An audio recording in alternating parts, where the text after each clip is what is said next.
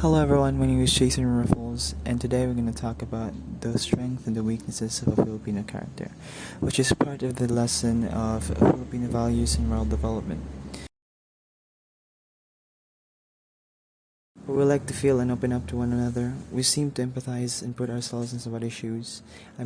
As a Filipino myself, I could see evidence of things whenever there's a flood or natural disaster.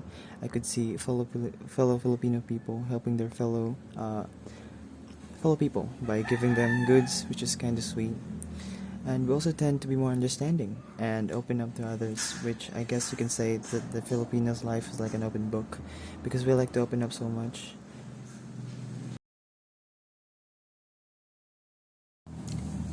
Where we possess a genuine and deep love for our family. You can also see evidence of things where we like to do family reunions or family gatherings and such, where we're going to meet our grandparents and aunts and uncles and nephews.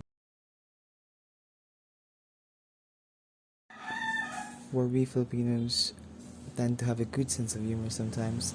I say sometimes because most of the time we Filipinos tend to do nonsensical jokes. But no matter how hard life is, whatever situation we are all in, we just love to make jokes. And that's just pretty much it. So, flexibility, adaptability, and creativity is when we Filipinos can adapt to any types of environment, both physical and social. You can see evidence of these, especially these times we're all stuck in our house, but that doesn't stop us from having a good time, especially in the presence of social media, where people doing these TikToks, people sharing and posting memes. There's a lot of things to name a few. But these pandemics doesn't stop us from having a good time. Hard work. Where we Filipinos doing everything we can just to provide the food for the table, especially our parents, risking their lives just to get where you are right now. So you should be grateful and don't take them for granted and embrace them as your family.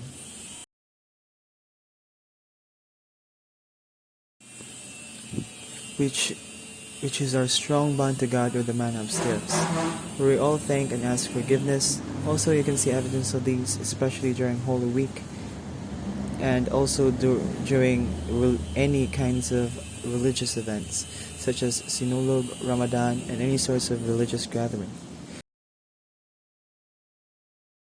So our ability to survive is really remarkable because we've been through a lot, especially those people who are in the front lines, in the harshest of environment, where they tend to survive no matter environment they're all in.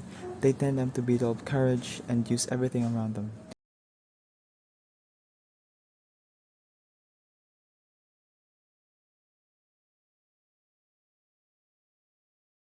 Where we Filipinos view the world in terms of personal relationship, no separation between an objective task and emotional involvement. Where we tend to give personal interpretations to actions.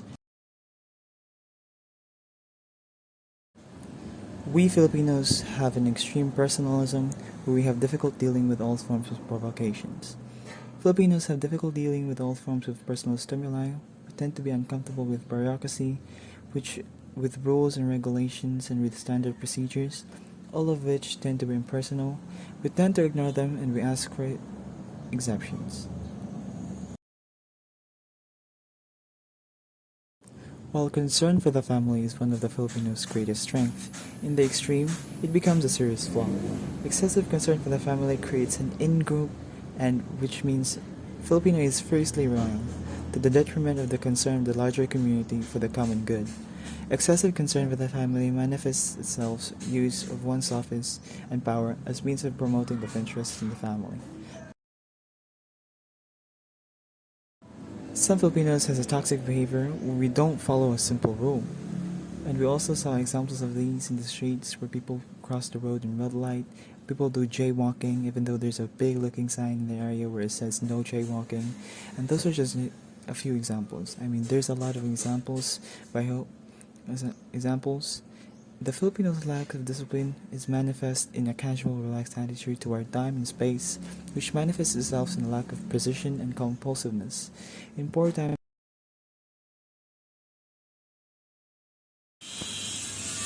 We Filipinos have this trait where we are generally passive most of the time, where we have strong reliance to others. You can also see evidence of these during groupings at school, where we tend to rely on the group and not do anything.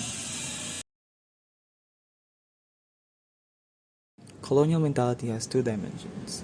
The first one is the lack of patriotism, where we disregard the fact that we're Filipinos and we show no appreciation to our country, which makes us want to adapt to any foreign-related things, which brings us to another dimension, which is the actual preference for things in foreign, where we choose to foreign things like Nike or any foreign imported products and any other foreign things over our local ones. And it also have to do with entertainment, where we all prefer the foreign movies because it's way more cooler than our local ones.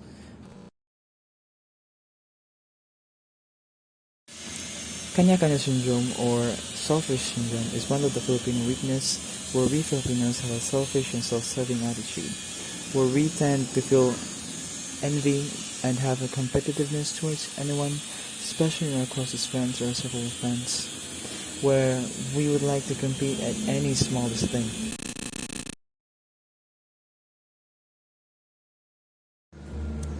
This is also one of Filipino weakness. We joke too much about a serious topic, which will lead us not looking deeply into the problem, and there's a lot of examples for these, especially in these times in the presence of social media, where people say and joke whatever they want without having any sort of simple research. And those those are the strengths and weaknesses of a Filipino trait, Filipino character. So I hope you guys learned something new, and that's pretty much it.